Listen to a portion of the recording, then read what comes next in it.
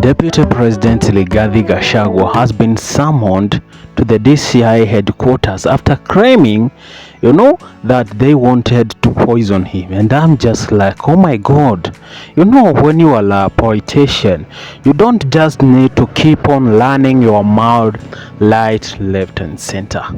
In Kikuyu language, we keep on saying, you have to do something we call kunea kanwa idhege. You just need to keep quiet because the city is gone. Nothing is going to be done. Even if you keep on trying, to construct another opposition from nowhere, it won't work, But that is what the deputy president is not understanding. And he is like, I need to fight this particular war to the end. But there's that one particular good thing that he doesn't know.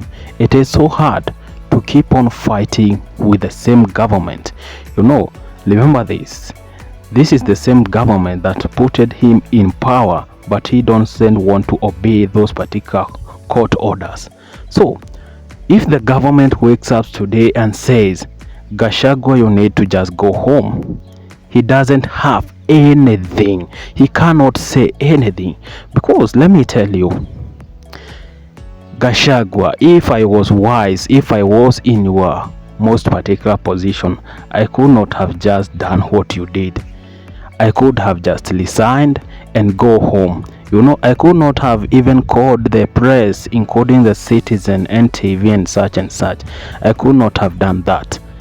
The most simplest thing that I could have done if I was in your position at that particular moment is just very, very quick. Just say, I'm going to resign and go back to the people when you have the respect. Look at you right now. Rigathi Gachagua, you don't have any respect. You cannot vie for any political seats here in the country. This particular thing of all this that is happening.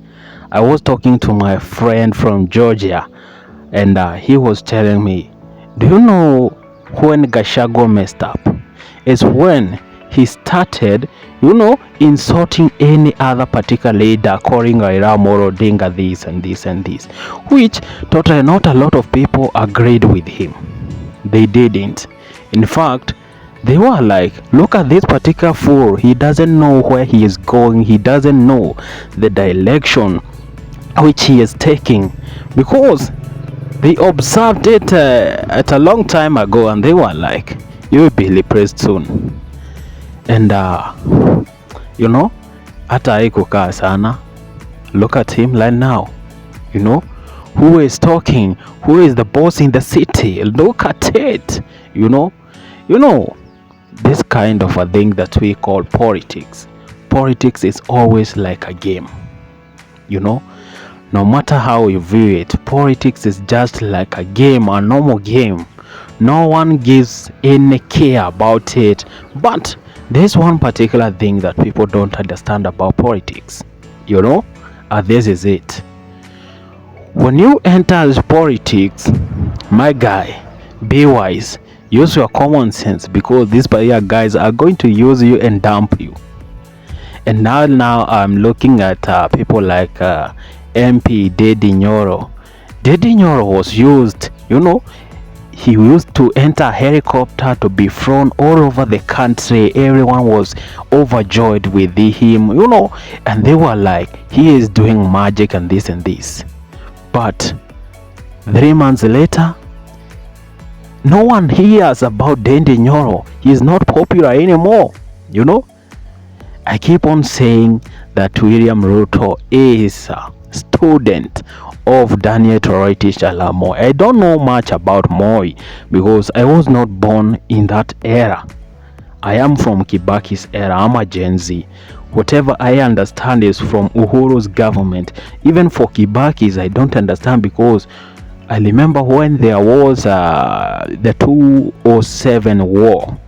Was it was called war, tribal, something to do with it. Okay, I was so young, but I definitely remember everything that happened But whatever I understand more is for Uhuru's government, because I was wise. I remember him campaigning down the ledges of Nyeri, Murang'a, and other particular countries. But for Moi, I didn't know. For Kibaki, I didn't know. So let us talk about Uhuru Kenyatta, how he used to deal with his critics. Uhuru was one particular wise leader. He used to deal with his critics swiftly, but he gave them freedom of speech and the freedom to criticize him. He didn't care about that, by the way.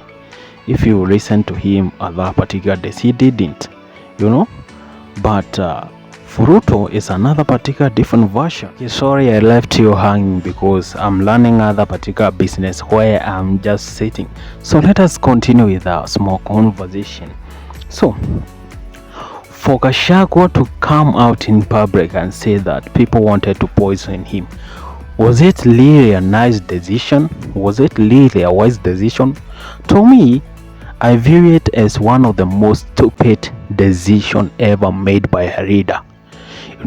Because you cannot come out saying something scary, because no one will believe you, because they will definitely ask you, when you were in power, when you had the authority, when you had the guts, when you had the balls, why didn't you come out at that particular late time and tell Kenyans, hey, Kenyans, this is what is happening.